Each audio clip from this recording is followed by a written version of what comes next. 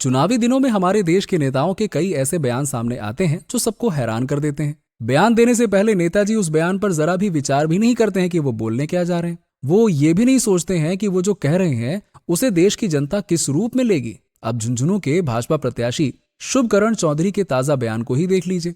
लोकसभा चुनाव 2024 में वो झुंझुनू से बीजेपी के प्रत्याशी हैं। पिछले दिनों 4 अप्रैल को उन्होंने उदयपुर वाटी में जनसंपर्क कार्यक्रम के दौरान कहा कि जो हिंदू मोदी के खिलाफ वोट डालता है वो देशद्रोही है। इस बयान का एक वीडियो सोशल मीडिया पर बहुत ही तेजी से वायरल हो रहा है। इसी वीडियो का हवाला देते हुए कांग्रेस ने चुनाव आयोग से शिकायत की है। कांग्रेस का कहना है कि मोदी के खिलाफ वोट डालने वालों को कोई कैसे देश का गुनहगार कह सकता है। दरअसल बीजेपी प्रत्याशी 4 अप्रैल को उदयपुर वाटी में जनसंपर्क कर रहे थे। शाम 4 बजे वो 5 बत्ती मुख्य बाजार चुनावी सभा कार्यक्रम में शामिल हुए। इस दौरान मंच पर पूर्व उप प्रधान मदन लाल भावरिया, पार्षद राजेंद्र डहलवाल, किसान नेता धन्नाराम सैनी, पूर्व पार्षद हरिराम दायमा, बजरंग दल के पूर्व नगर अध्यक्ष अशोक सैनी भी मौजूद थे। अपने संबोधन में प्रत्याशी शुभकरण चौधरी ने कहा कि ये जाति पाति का चुनाव नहीं है।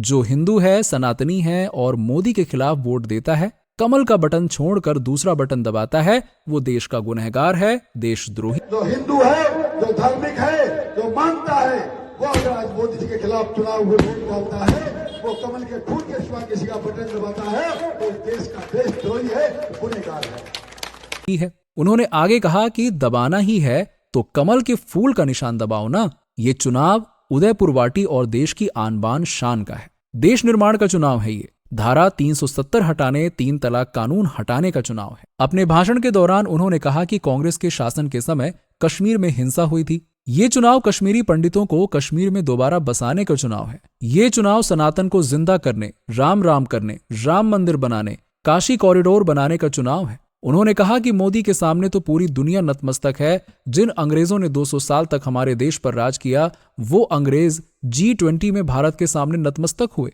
मैंने ऐसा तो कुछ नहीं कहा था, केवल ये कहा था कि सनातन संस्कृति को जिंदा रखना है तो भाजपा को वोट देना चाहिए। जो लोग वोट नहीं देते वो सनातन संस्कृति को नहीं मानते। इसके अलावा मैंने कुछ नहीं कहा था। अब अपने बयान पर सफाई देते हुए शुभकरण चौधरी का कहना है कि उन्होंने ऐसा तो कुछ नहीं कहा था। चौधरी का कहना है कि उन्होंने तो केवल ये कहा था कि सनातन संस्कृति को जिंदा रखना है तो भाजपा को वोट देना चाहिए। जो लोग वोट नहीं देते वो सनातन संस्कृति को नहीं मानते। चौधरी के मुताबिक इसके अलावा उन्होंने कुछ नहीं कहा था।